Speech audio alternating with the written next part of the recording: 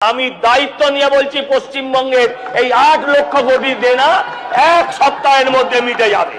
দলের মধ্যেই তাদের আওয়াজ উঠেছে যে ওরা চোর, এ বলছে ওকে চোর, ও বলছে ওকে চোর।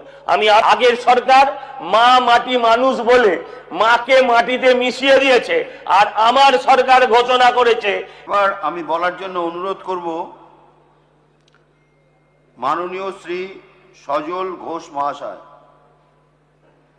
13 মিনিট।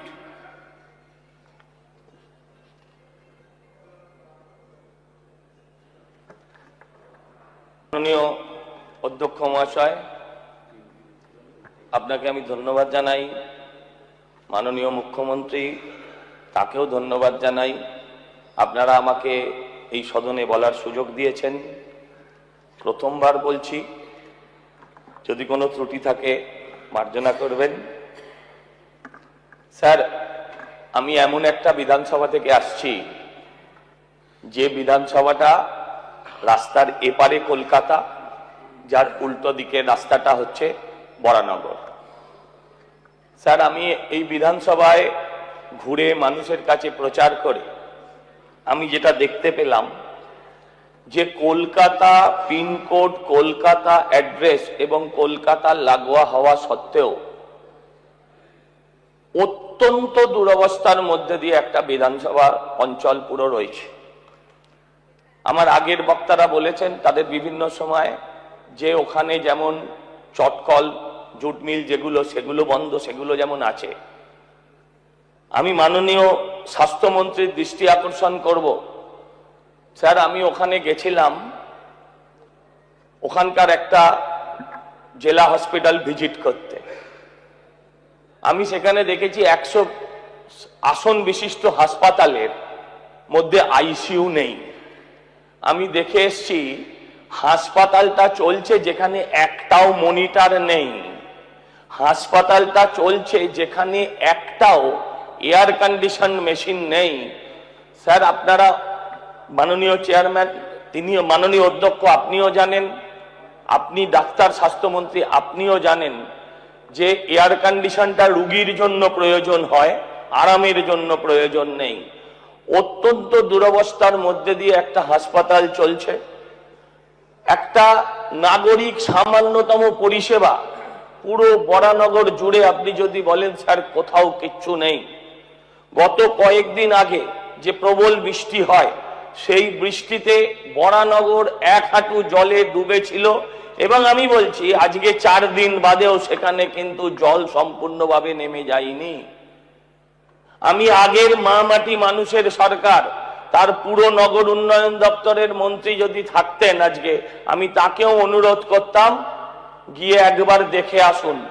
ঘরের ভেতরে খাটের ওপর মানুষ বাচ্চাকে রেখে, মা বাচ্চার জন্য জল আনতে গেছে, বাচ্চা ঘরের ভেতর পড়ে জলে ডুবে মারা গেছে। এটা স্যার আপনার কলকাতা শহরের যারা মা মাটি মানুষের কথা বলতো, তাই তারা আজকে শূন্য হয়ে গেছে। স্যার, আগের এমএলএ গামলা বলে পালিয়ে গেছেন, কিন্তু স্যার আমি মানুষের দরজায় দরজায় ঘুরে মানুষের কাছে হাত জোর করে বলেছি এই অবস্থার পরিবর্তন হবে। আমি আপনাদের কাছে অনুরোধ করব, আপনারা এই বিষয়ে দৃষ্টি আকর্ষণ করুন, আপনি ব্যবস্থা নিন এবং এই অবস্থা থেকে বরানগরবাসীকে শুধু নয় রাজ্যবাসীকে মুক্ত করুন। সমস্যা হচ্ছে পাশে সাগর দত্ত বলে একটা মেডিকেল কলেজ আছে স্যার, সেই সাগর দত্ত মেডিকেল কলেজের গেটের ওপরে লিখে দেওয়া হয়েছে সুপার স্পেশালিটি। গেটগুলো দেখলে মনে হবে বিরাট কোনো আপনি হাসপাতালে ঢুকছেন, কিন্তু যত ঢুকবেন তত বুঝতে পারবেন এটা একটা মৃত্যুপুরী। কারণ ভেতরে অধিকাংশ ডিপার্টমেন্ট নেই। একটা সুপার স্পেশালিটি হাসপাতাল চলছে, যে হাসপাতালের ভেতরে সিটি স্ক্যান, এমআরআই, মৃত্যুপুরী। কারণ ভেতরে অধিকাংশ ডিপার্টমেন্ট নেই। একটা সুপার স্পেশালিটি হাসপাতাল চলছে, যে হাসপাতালের ভেতরে সিটি স্ক্যান, এমআরআই জাতীয় মেশিনগুলোও নেই। আপনারা বলুন, এই হলো আমার মা মাটি মানুষের সরকার। স্বাস্থ্যমন্ত্রী ছিলেন আমাদের আগের, যারা 4 বার করে মাননীয়া মাননীয়া করতেন, আমি তার নাম এখানে উচ্চারণ করব না, তিনি ছিলেন স্বাস্থ্যমন্ত্রী। এই অবস্থা থেকে বাংলার মানুষকে আপনারা মুক্ত করুন।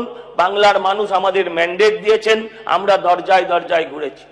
আমার খুব ইচ্ছে ছিল নগর উন্নয়ন মন্ত্রী যদি থাকতেন তাকে একবার নিয়ে ঘোরাতাম অটোয় করে, কোমরের হাড় যদি বেঁকে না যেত অর্ধেক বরানগর ঘুরলে, তাহলে আমি এখানে আর আশা বন্ধ করে দেব। আমি মাননীয় বর্তমান নগর উন্নয়ন মন্ত্রীর কাছে আবেদন করব, তার দৃষ্টি আকর্ষণ করব, এই ব্যবস্থার থেকে পশ্চিমবঙ্গকে মুক্ত করুন। আমার বরানগর শুধু নয়, আমার সারা বাংলার এই একই অবস্থা চলছে। আইন শৃঙ্খলার কথা আমাদের রাজ্যপালের ভাষণের উপর আমরা বলছি, আজকে আলোচনা করছি। রাজ্যপাল স্যার বলেছেন আইন শৃঙ্খলার কথা, কিন্তু এতদিন আমরা আইন শৃঙ্খলা দেখিনি। স্যার, আমি যেখান থেকে আসছি তার পাশের জায়গাটাই হচ্ছে পানিহাটি। সেই পানিহাটি জায়গাটা আজকে সারা ভারতবর্ষের মানুষের কাছে পরিচিত। কিসের জন্য? অভয়ার নামে পরিচিত। অভয়ার বাড়ি সেখানে ছিল। অভয়াকে যারা তার বাড়ির লোকেদের মৃতদেহ দেখতে দেননি, তার মা, তিনি আজকে আমাদের সদনের একজন সদস্য হয়েছেন। এমপি মন্ত্রী হবার জন্য লালবাতি নিয়ে ঘোরার জন্য নয়, মেয়ের বিচার চাইবার জন্য। আমি ধন্যবাদ জানাই আমার সরকারকে, তারা এই ফাইল নতুন করে খুলেছেন। আমি দাবি করি অনতি বিলম্বে ওখানকার প্রাক্তন এমএলএ যিনি ছিলেন তাকে কাস্টডিতে নেওয়া হোক এবং তার বিচার যথোপযুক্ত হোক, কারণ ইতিমধ্যেই অর্ধেক প্রমাণ অভয়ার সাথে পুড়ে গেছে।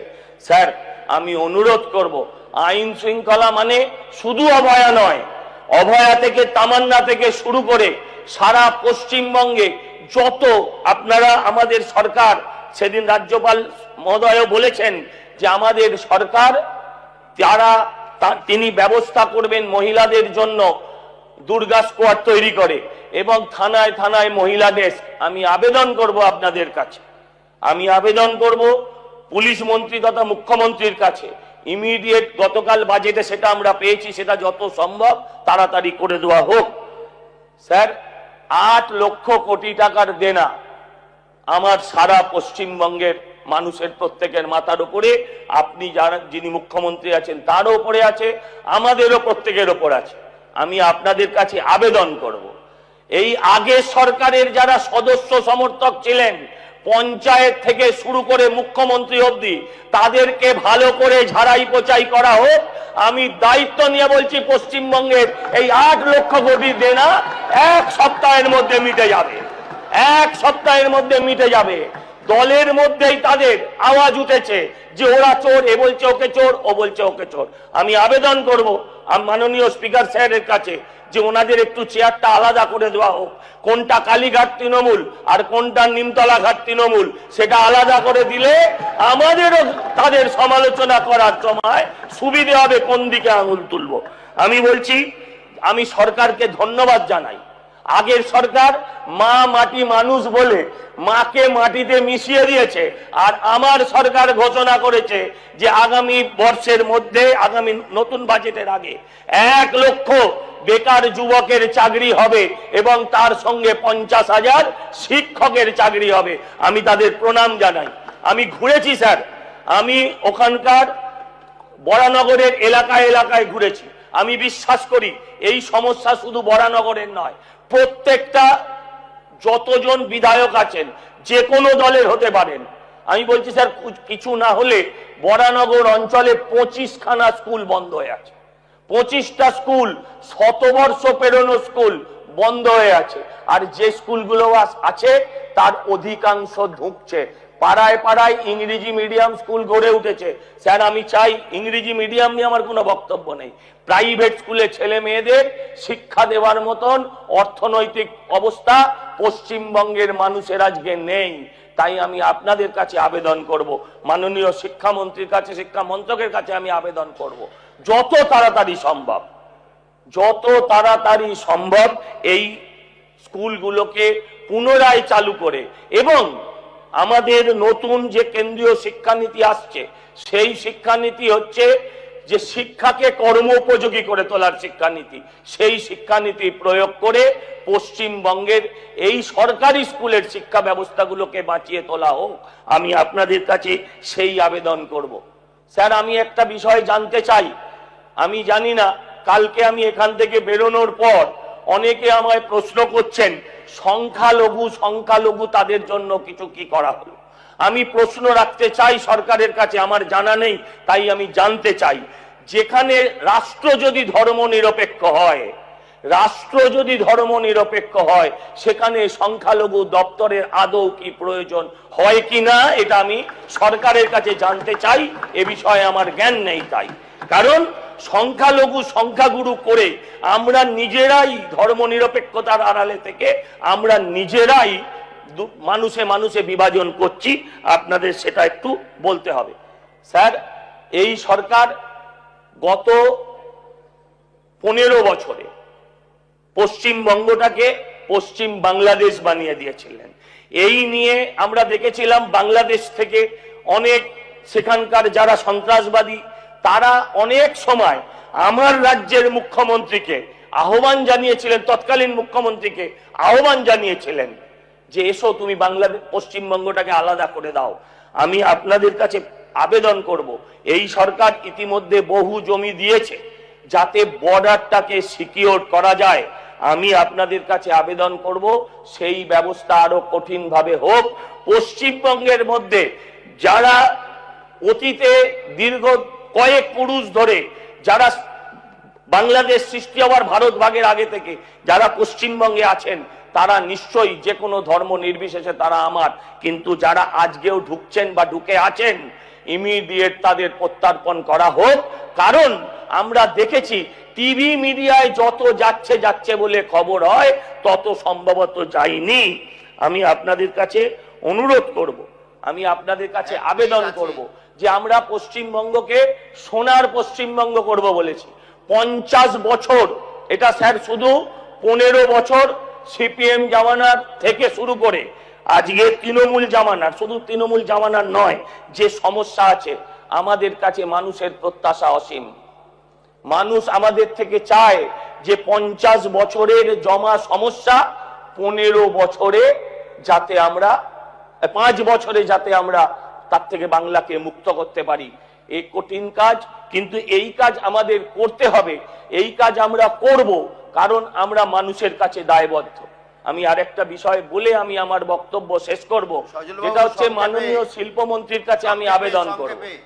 আমাদের বরানগর অঞ্চলে, আমার বরানগর বিধানসভা অঞ্চলে শুধু জুট মিল বন্ধ হয়ে আছে তা নয়, ওখানে 2টো সরকারি দপ্তর এবং তার মধ্যে একটা কেন্দ্রীয় সরকারি দপ্তরও আছে। সেই সরকারি দপ্তরটা দীর্ঘদিন বন্ধ, আরআইসি এবং বিআই ফ্যাক্টরি বলে পরিচিত, যাতে বরানগর অঞ্চলের মানুষের অর্ধেক সমস্যা, বেকার সমস্যা মিটে যেতে পারে। আপনাদের কাছে আমি আবেদন করব যাতে সেই দিকটাও দৃষ্টি রাখা হয় এবং সেই বন্ধ হয়ে যাওয়া ফ্যাক্টরিগুলো যেখানে অবৈধভাবে দখল হয়ে আছে সেই ফ্যাক্টরিগুলোকে যাতে দখল মুক্ত করে আবার ফ্যাক্টরিগুলোকে চালু করা যায়, এই আবেদন করে আপনাদের সবাইকে আমি প্রণাম ধন্যবাদ জানিয়ে আমার কথা শেষ করলাম। ধন্যবাদ স্পিকার।